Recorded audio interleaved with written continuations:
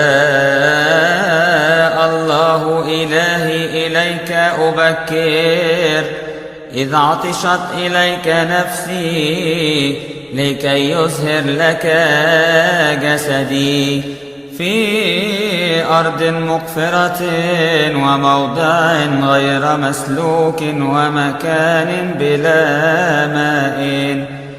هكذا ترأيت لك في القدس لأرى قوتك ومجدك، لأن رحمتك أفضل من الحياة، شفتاي تسبحانك، لذلك أباركك في حياتي، وباسمك أرفع يدي، فتشبع نفسي كما من شحم ودسم.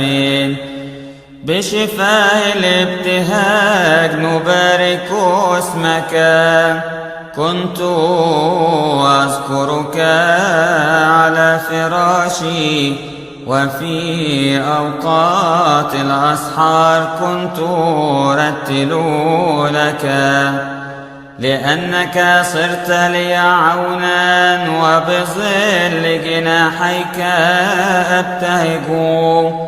التحقت نفسي وراءك، ويمينك عضدتني.